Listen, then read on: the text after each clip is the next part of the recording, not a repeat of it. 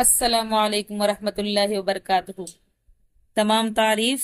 اس عزت و غلبہ والے اللہ کے لیے ہے جو چھپے اور کھلے کا جاننے والا ہے، سب سے بزرگ اور عالی رتبہ ہے۔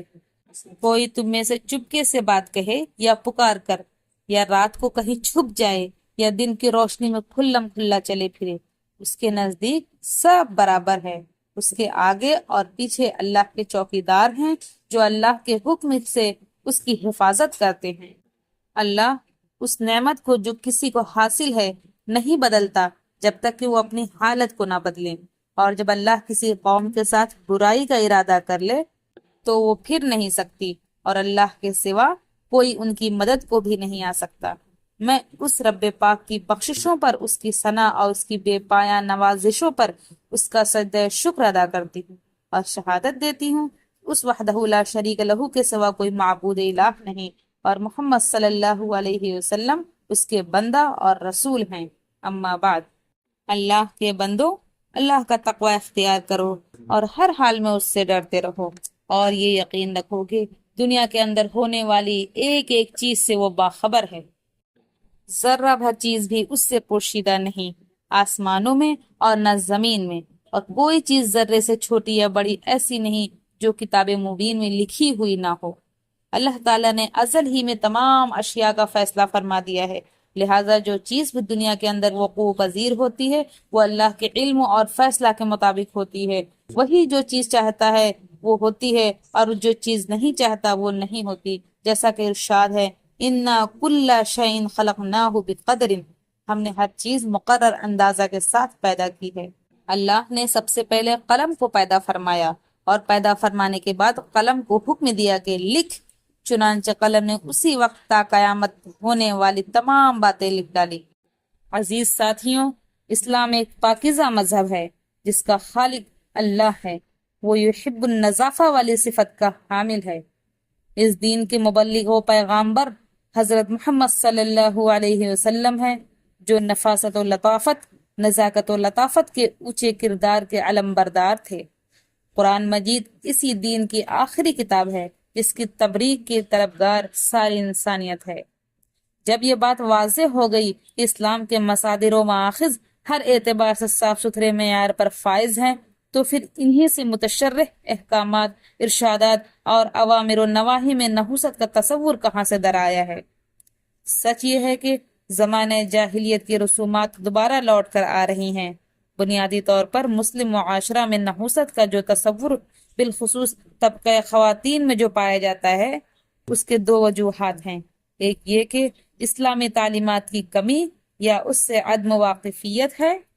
دوسری وجہ اغیار سے غیر ضروری قربت اور تعلقات میں بے احتیاطی۔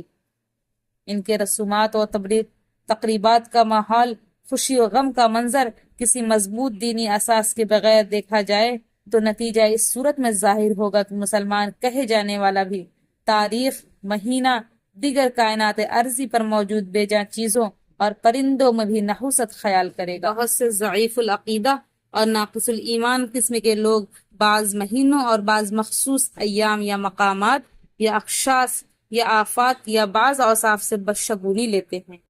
حالانکہ یہ بات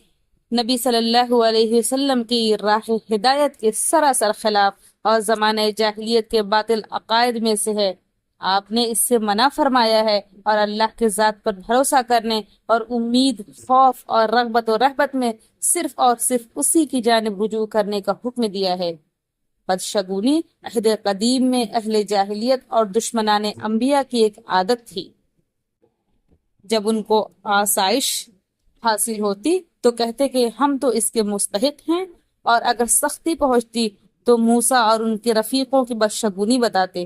دیکھو، ان کی بدشگونی اللہ کے ہاں مقدر ہے، لیکن ان میں سے اکثر نہیں جانتے۔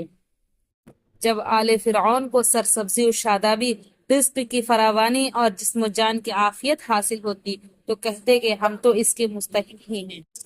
یہ چیزیں تو ہمیں ملنی ہی تھیں۔ لیکن جب بلا و مصیبت، فقر و تنگ دستی اور قحط بھکمری میں مبتلا ہوتے تو حضرت موسیٰ اور ان کے رفقا سے بدشگونی لیتے اور کہتے کہ یہ سب ہمیں موسیٰ اور ان کے ساتھیوں کی وجہ سے پہنچ رہا ہے، لیکن اللہ تعالیٰ نے ان کی بات کی تردید اور حقیقت حال سے انہیں باخبر کرتے ہوئے فرمایا الا انما طائرهم عند اللہ، کہ انہیں جو کچھ مصیبتیں پہنچی ہیں وہ حضرت موسیٰ کی وجہ سے نہیں، بلکہ یہ سب ان کے کفر اور انبیاء کی تکذیب کے نتیجے میں اللہ کے جانب سے پہنچی ہیں۔ لیکن ان کے اکثر لوگ جاہل ہیں، اس بات کو نہیں سمجھ پاتے، اور اگر وہ سمجھ جائیں اور اللہ کے امر کو قبول کر لیں تو یقینی طور پر یہ جان لیں گے کہ موسیٰ جو کچھ بھی اپنے رب کی جانب سے لے کر آئے ہیں وہ سوائے خیر و برکت اور دنیاوی و اخروی سعادت کے کچھ نہیں۔ دینی بہنوں اور بھائیوں، جو لوگ مذکورہ چیزوں میں سے کسی چیز سے بھی برشگونی لیتے ہیں، ان کا یہ فعل ان کی جہالت، لا علمی اور دین کے سلسلہ میں ان کی بے مائگی کی دلیل۔ رسول اللہ صلی اللہ علیہ وسلم نے ارشاد فرمایا کہ بدشگونی شرک ہے، بدشگونی شرک ہے، بدشگونی شرک ہے۔ ہمارے معزز ساتھیوں، بعض لوگ ایسے ہیں جو ماہ سفر سے بھی بدشگونی لیتے ہیں، حالانکہ اہل جاہلیت کے افعال میں سے ہے، اس لیے کسی بھی مسلمان کو یہ ہرگز زیب نہیں دیتا کہ وہ اہل جاہلیت کے ایسے اوصاف و افعال اپنائے جو رسول اکرم صلی اللہ علیہ وسلم کی سنت و ہدایت کے صریحاً خلاف ہوں۔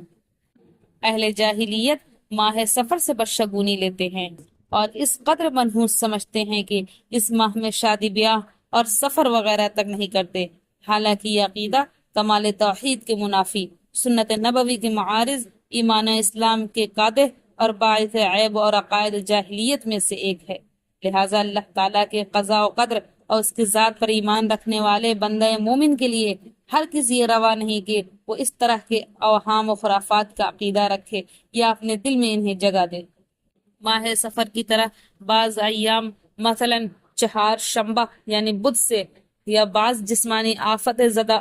زدہ لوگوں سے یا بعض جانوروں سے بدشگونی لینا بھی سراسر باطل اور اسلامی تعلیم کے منافی ہے۔ ایک مسلمان کے لیے ضروری ہے کہ وہ جملہ احوال میں سے اللہ تعالیٰ پر اعتماد توکل کر کے اپنے ایمان کا عملی ثبوت دے اور یہ عقیدہ رکھے کہ کسی بھی کام کے سلسلہ میں خطا و ثواب اور غلطی و درستگی خود اس کے بس کی بات نہیں، بلکہ یہ سب کچھ اللہ کے اختیار میں ہے، جیسا کہ قرآن کا ارشاد ہے وَعَلَى اللَّهِ فَتَوَكَّلُوا إِن كُنتُم مُؤْمِنِينَ، اللہ ہی پر بھروسہ رکھو اگر تم صاحب ایمان ہو۔ السلام علیکم۔